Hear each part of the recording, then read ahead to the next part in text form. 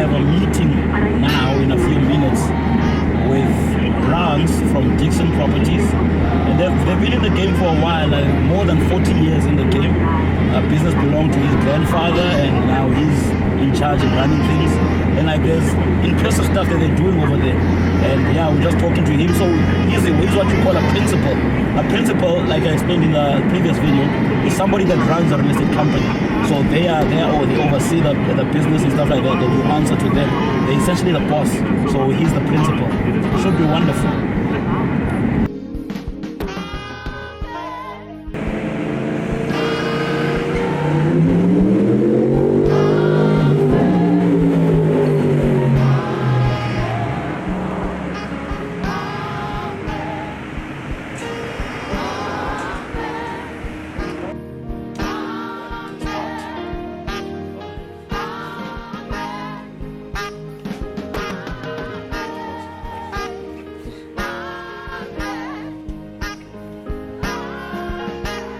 Good day, good people of YouTube, and it's Kanya, that property guy. And today I have I'm honored, to be speaking to Lance, who is of Diickson Properties, and he's the principal here. Lance, thank you very much for sitting down with us. And how are you doing? No, very well yourself. All good, all good. Thank you very much for your time.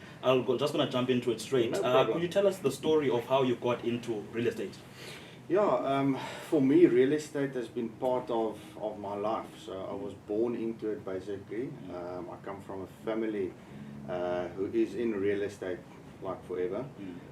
So yeah, from a youngster, my earliest memories is me being part of the business, know the terms, selling, struggling with difficult clients, knows what it is to do a sale, from a dad that talks about it, a grandfather, a mother. So the whole family is just, we are real estate. So yeah, so that's where my first knowledge, how I came about in real estate. Yeah, is through the family. It's through the family, so it's essentially a family business. Exactly. Okay, all right, I got you. And can you explain to our viewers what exactly does a real estate agent does?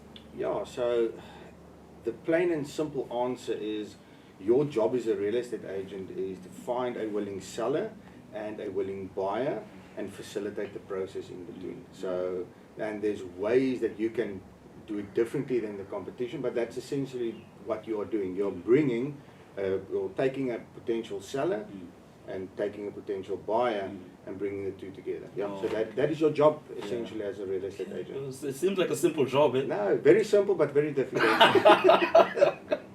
And in the property space, what is your most memorable real estate deal or deal that you've ever done that you think about, whether it's a bad or a good one? Yeah, in real estate, every agent will tell you he's done transactions where it's been an absolute pleasure, and some of them that you just want to run away. So I also have them. I would say my first transaction would always be the special one. Okay. Because it was a dream transaction. I got out of university, now I'm a real estate agent. Yeah. And it was actually stock of another agent, and I got the client, I took him to the property, everything just worked out. Yeah. Cash deal, everything was just perfect. Your first deal was a cash deal? Yes, and within 3 weeks that I started as a real estate agent, so it was just perfect. That would be a memorable one. That would be a memorable one. And could you just tell us, walk us through the sale process of selling a house? What is the sale process? Okay, so first of all, it's a long answer, but I'm going to make it very short. Okay. So your job is first to find the house. Okay. Once you find the house, then we start with the mandate. So it's your right to sell the property.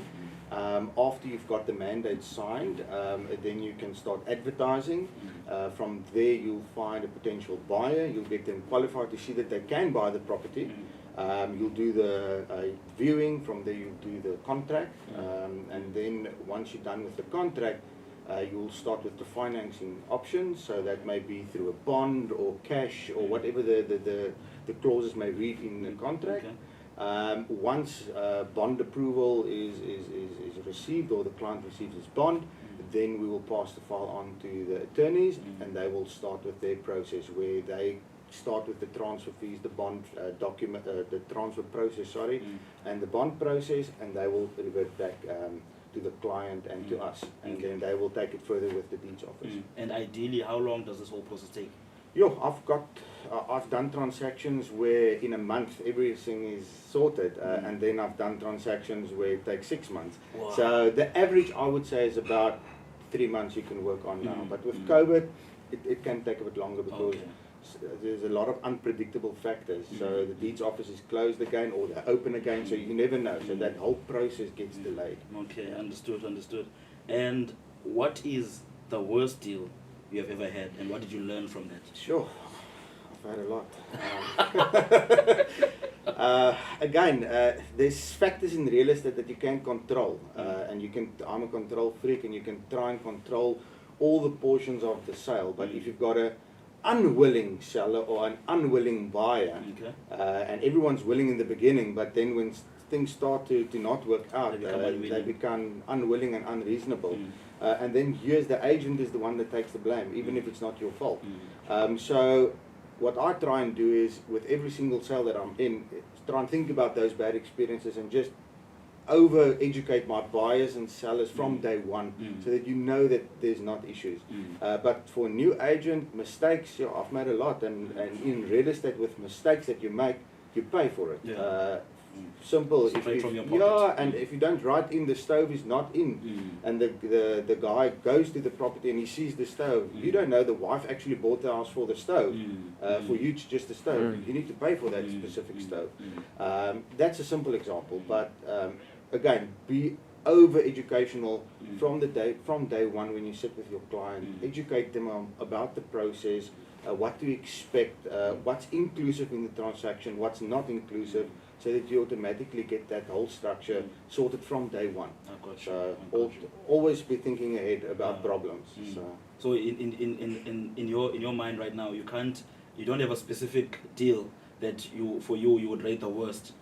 Yes, I do. The client will sue me if I talk about it. Okay, all right. But one transaction is a simple thing where someone needs to move out and they don't move out, and they just say they don't care about the contract. Now the buyer, he needs to find a property. So that's one issue that I had. But in the years that I've been in the industry, I've had a few issues.